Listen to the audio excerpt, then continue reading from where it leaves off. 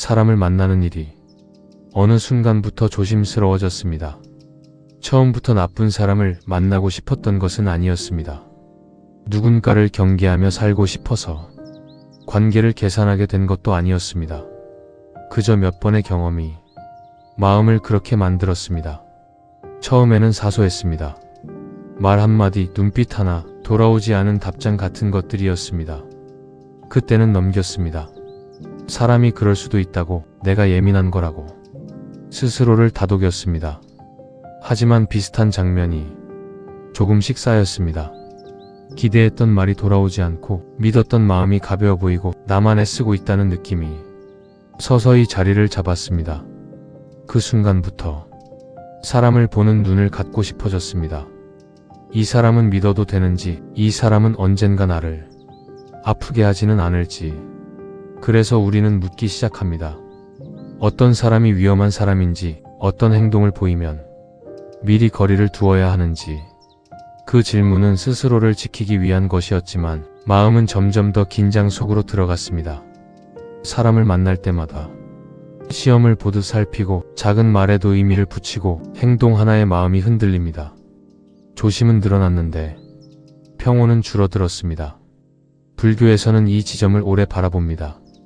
누가 나쁜 사람인가를 바로 묻지 않습니다. 누가 옳고 그른가를 서둘러 가르치지도 않습니다. 대신 이런 질문을 조용히 꺼냅니다. 그 사람 앞에서 그대의 마음은 어떻게 움직였는가? 관계에서 가장 먼저 흔들리는 것은 사실 사람의 본성이 아니라 내 마음의 자리입니다. 불안은 상대에게서 오기 전에 이미 내 안에서 일어나고 있었습니다.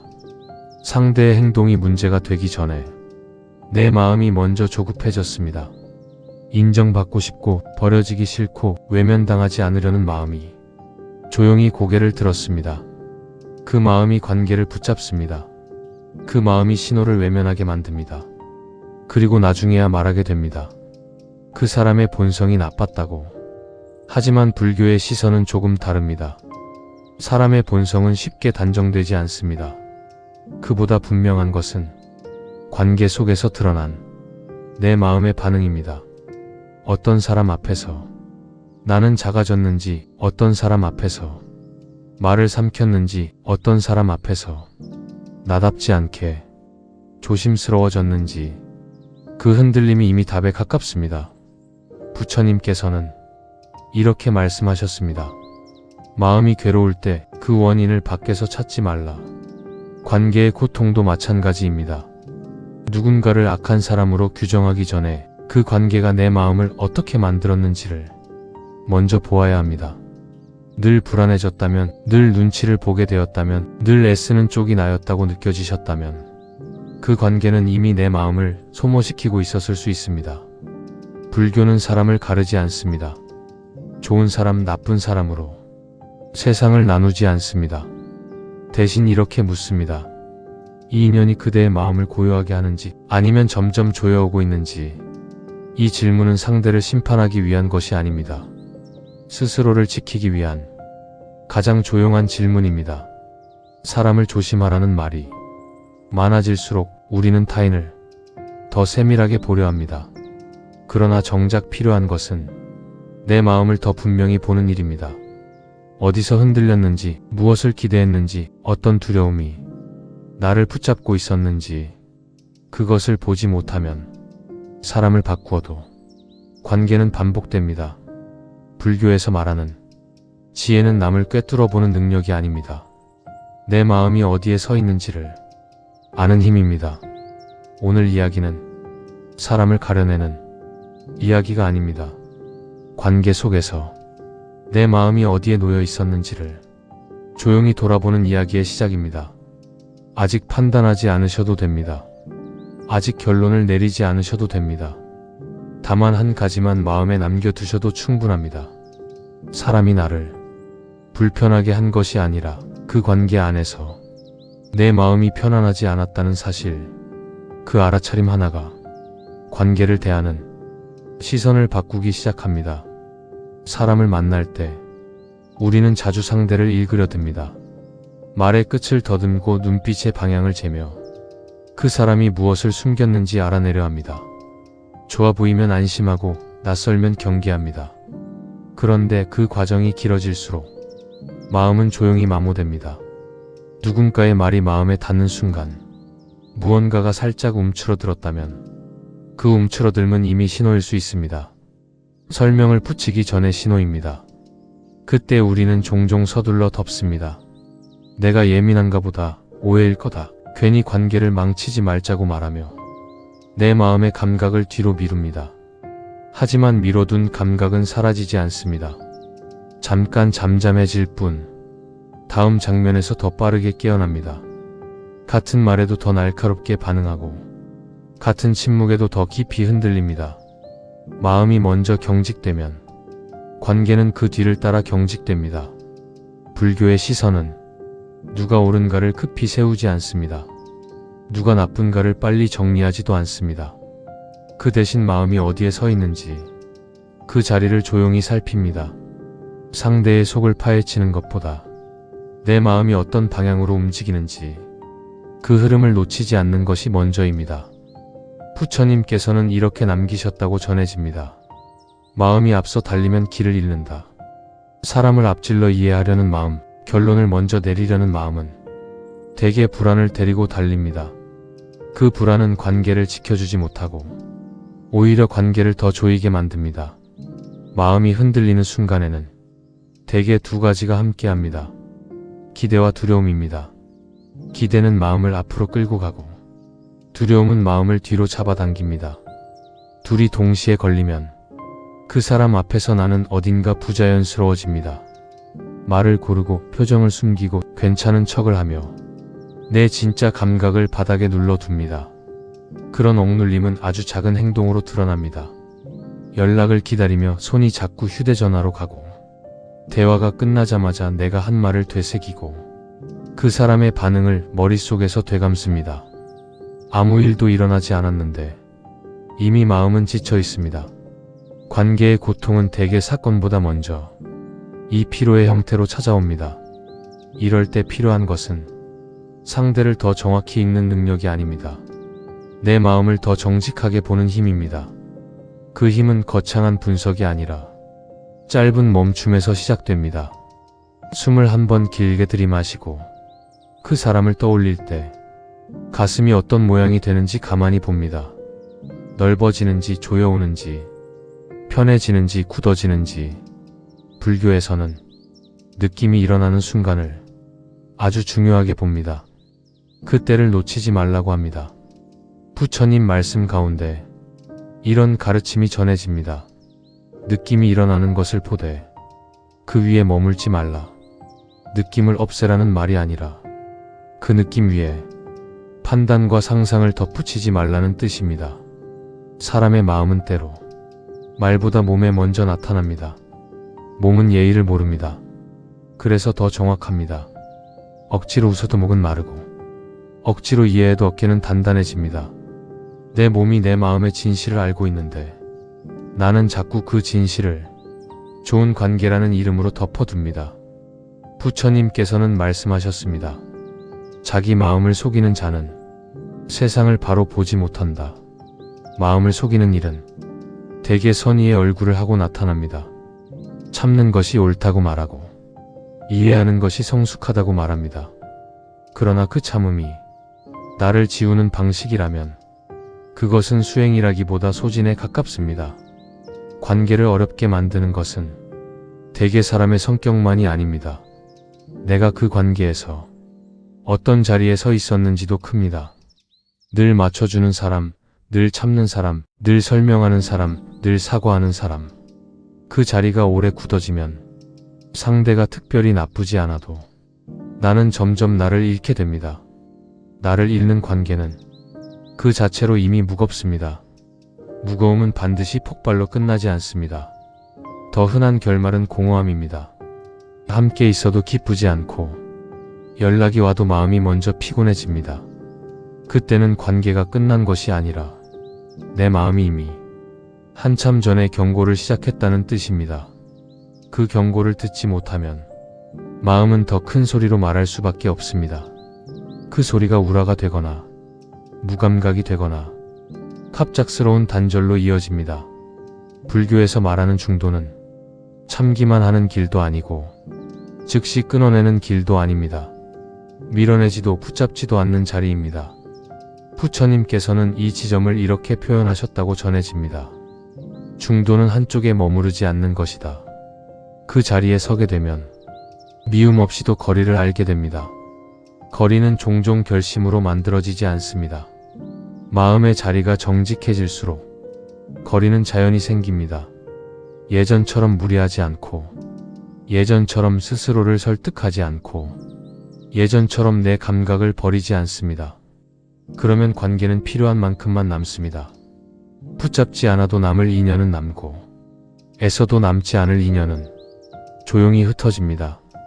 사람을 분별하려 애쓰는 밤에는 마음이 더 혼란스러워집니다.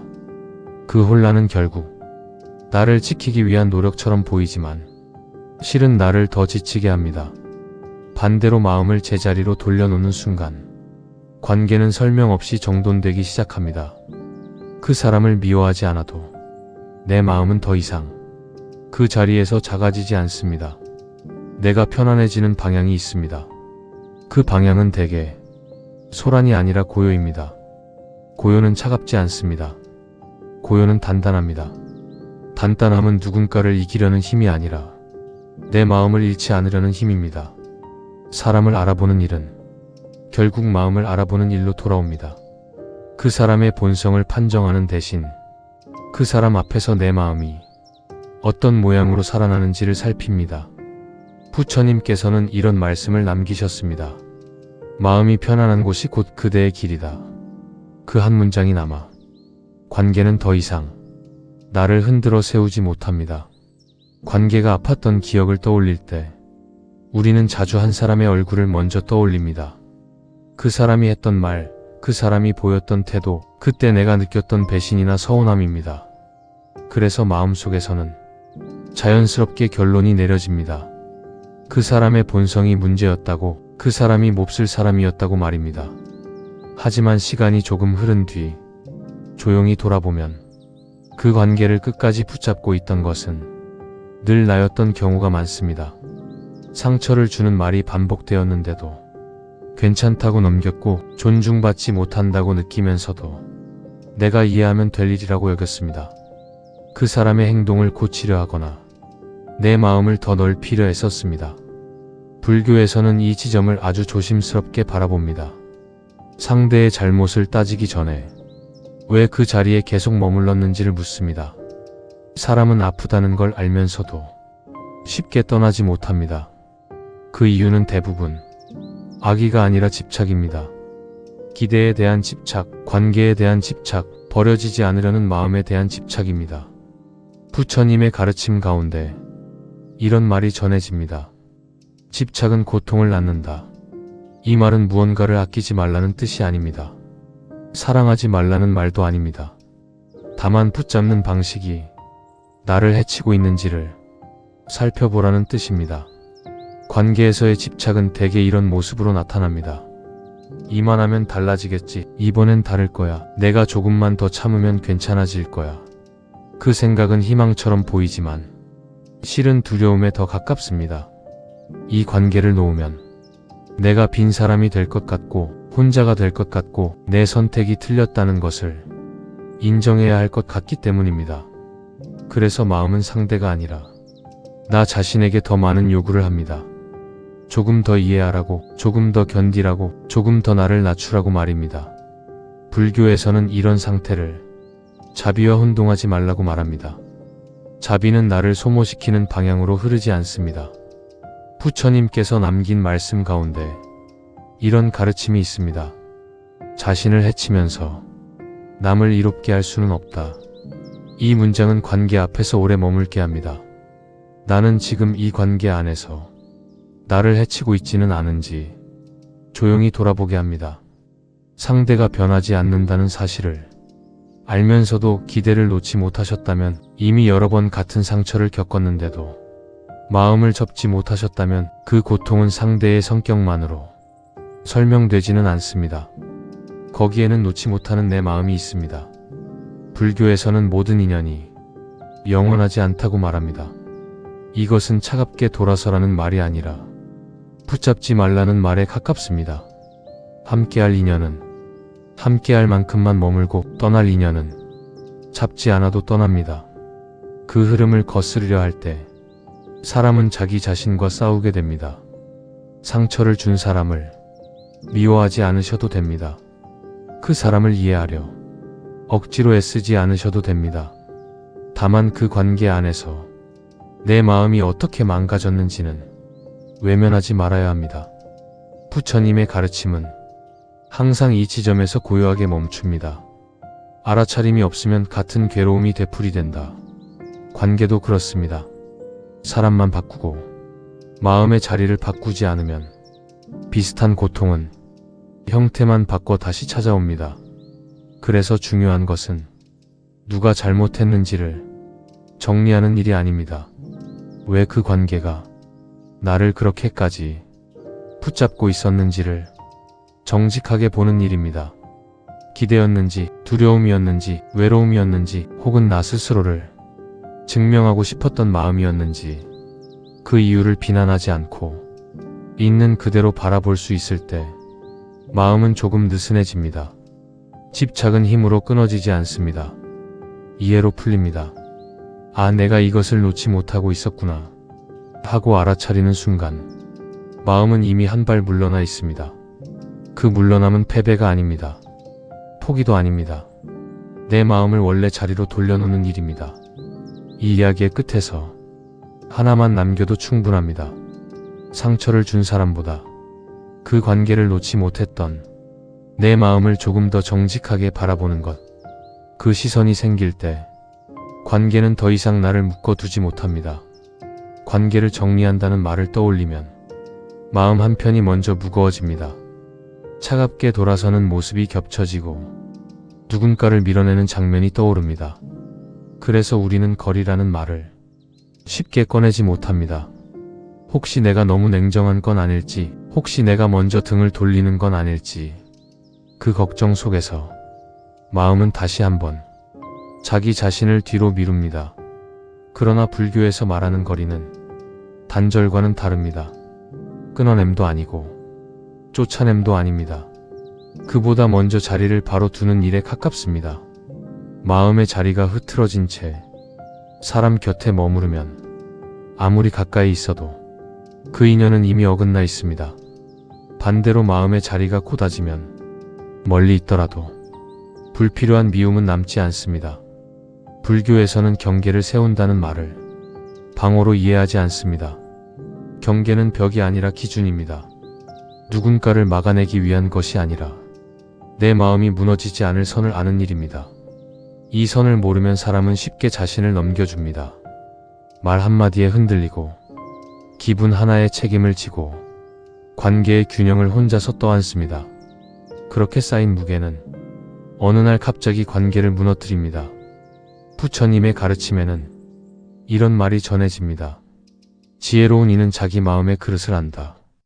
그릇의 크기를 모르면 아무리 맑은 물도 넘쳐 흘러 스스로를 적십니다.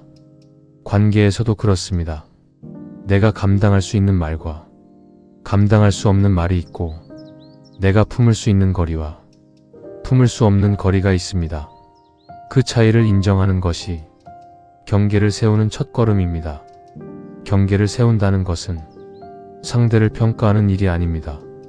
이 사람은 옳고 저 사람은 틀렸다고 선을 긋는 일이 아닙니다.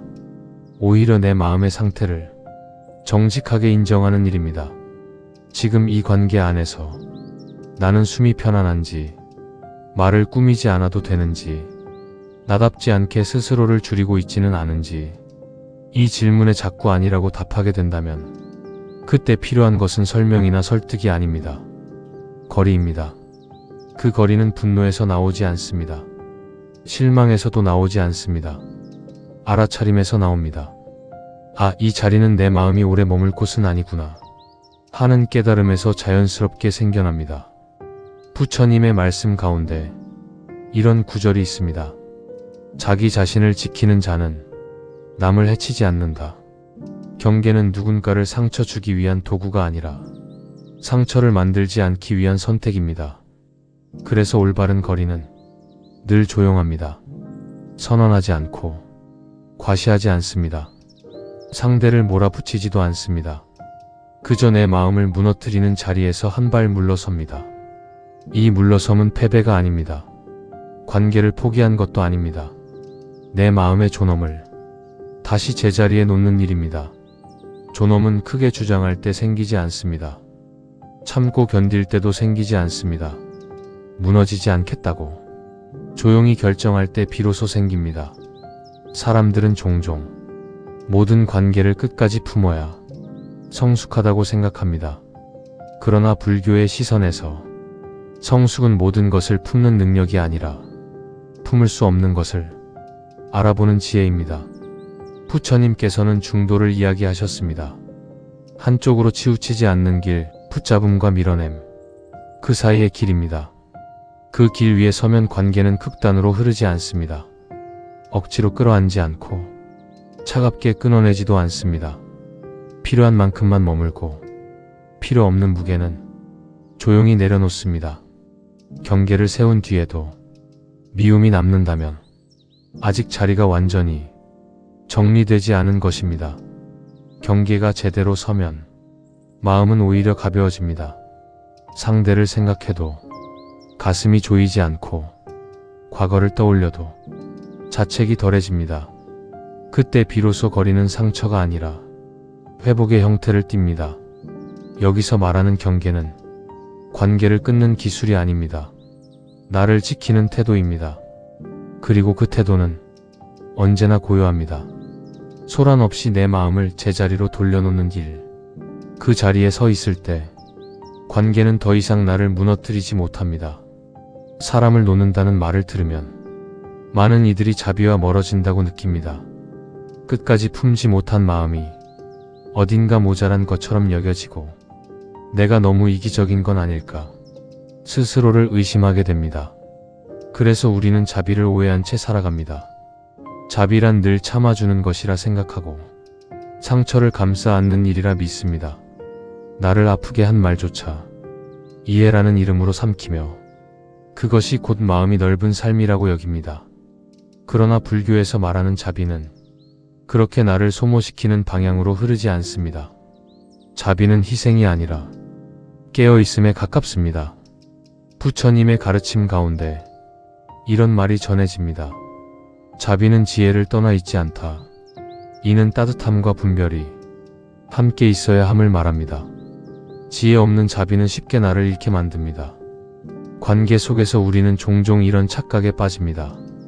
내가 더 이해하면 괜찮아질 거라고, 내가 조금만 더 버티면 상대도 언젠가는 변할 거라고. 그 기대는 선해 보이지만 그 끝에서 기다리는 것은 대개 탈진입니다. 상대의 아픔을 헤아리느라 내 아픔을 보지 못하고 상대의 사정을 이해하느라 내 한계를 무시합니다. 그렇게 자비는 나를 향하지 못한 채 밖으로만 흘러갑니다. 불교에서는 자비의 방향을 아주 분명하게 말합니다. 먼저 나에게, 그 다음에 타인에게. 이 순서가 뒤바뀌면 자비는 곧 고통이 됩니다. 부처님께서는 자비를 연민으로만 설명하지 않으셨습니다. 괴로움을 덜어주는 마음, 그러나 그 괴로움 속에 스스로를 밀어넣지는 말라고 가르치셨습니다. 나를 지우면서 남을 살리는 일은 오래갈 수 없습니다. 그 마음은 언젠가 원망으로 변하고 따뜻함은 날카로움으로 바뀝니다. 자비가 미움으로 돌아서는 순간은 대개 이 지점에서 시작됩니다. 그래서 관계에서의 자비는 항상 질문을 동반합니다. 이 마음이 나를 더 단단하게 만드는지 아니면 점점 닳게 만드는지. 자비는 나를 무너뜨리며 지켜야 할 미덕이 아닙니다. 부처님의 가르침은 이 점에서 단호합니다. 자기를 아끼지 않는 자는 남도 오래 아낄 수 없다. 이것은 관계를 떠나라는 명령이 아닙니다. 머무를 수 없는 자리를 미덕으로 포장하지 말라는 조용한 경고입니다. 어떤 관계는 사랑이 아니라 습관으로 이어집니다. 어떤 인연은 정이 아니라 두려움으로 붙들립니다.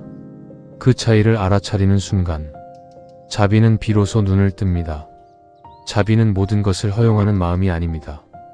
허용과 거절을 분별할 수 있는 맑은 마음입니다. 그래서 자비는 경계와 충돌하지 않습니다.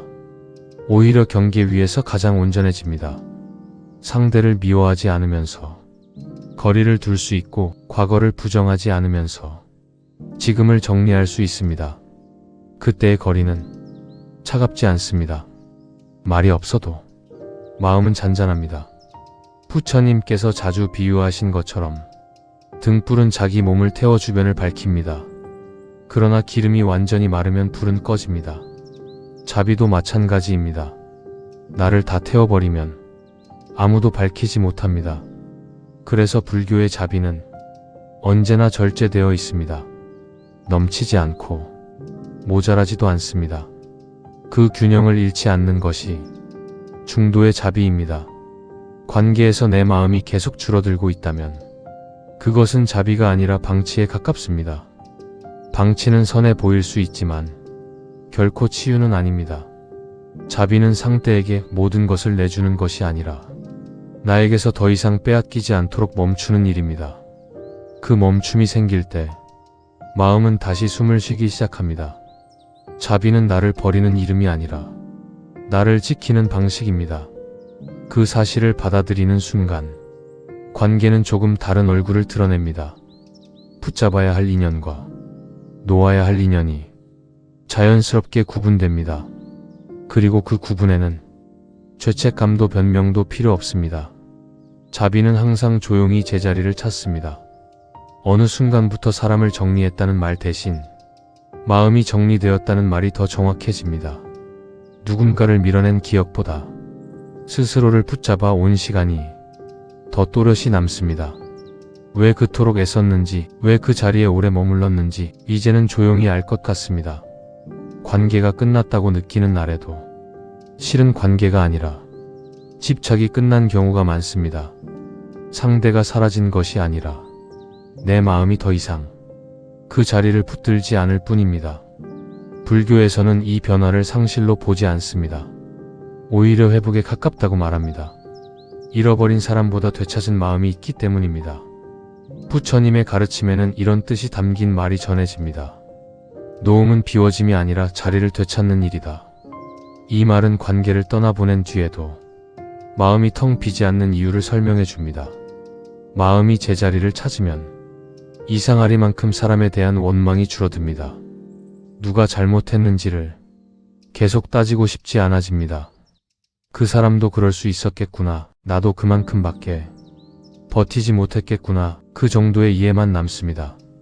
이해는 화해와 다릅니다. 다시 돌아가겠다는 뜻도 아닙니다. 그저 마음속에서 싸움이 끝났다는 뜻입니다. 관계의 끝이 언제나 이별로 남는 것은 아닙니다. 어떤 인연은 침묵으로 정리되고 어떤 인연은 거리로 정리됩니다. 그러나 마음이 정리된 인연은 더 이상 나를 붙잡지 않습니다. 불교에서는 이 상태를 자유에 가깝다고 말합니다. 무엇에도 매이지 않는 자유, 그러나 차갑지 않은 자유입니다. 기억을 부정하지 않고 경험을 부끄러워하지 않으면서 지금의 나를 가볍게 하는 자유입니다. 부처님께서는 삶을 강물에 비유하셨습니다.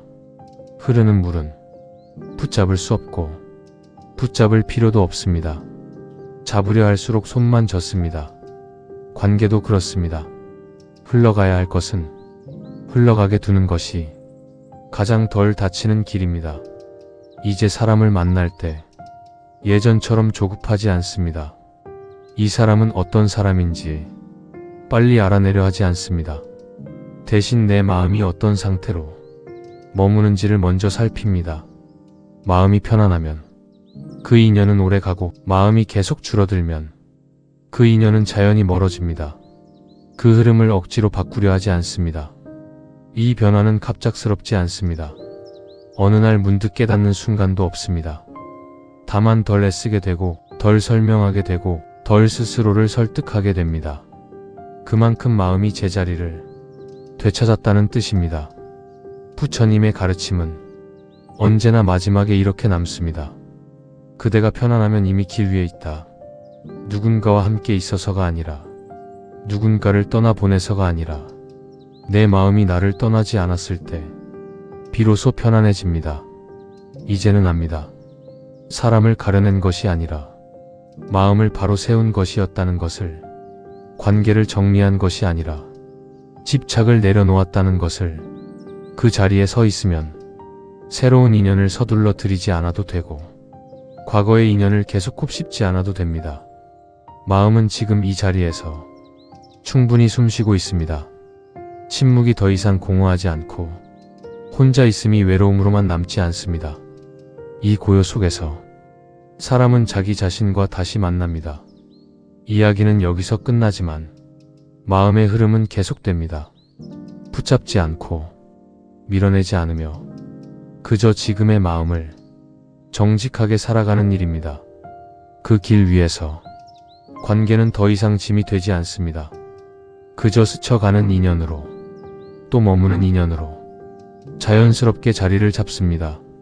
그렇게 마음이 먼저 편안해질 때 삶은 조용히 제 모습을 되찾습니다. 이 이야기가 누군가를 판단하라는 말로 들리지 않았기를 바랍니다. 사람을 바꾸라는 이야기가 아니라 내 마음의 자리를 다시 세워보는 이야기로 남았으면 합니다.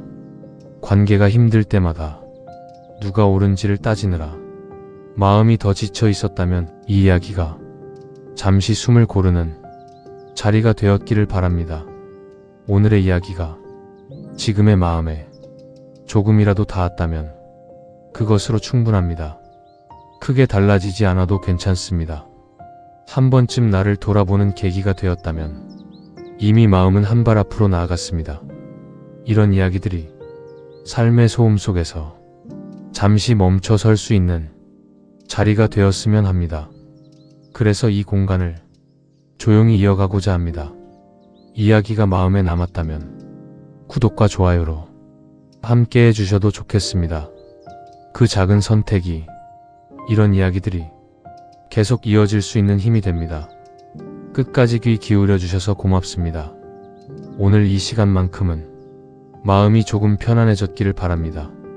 다음에도 자신의 마음을 다시 바라볼 수 있는 시간으로 만나기를 바랍니다.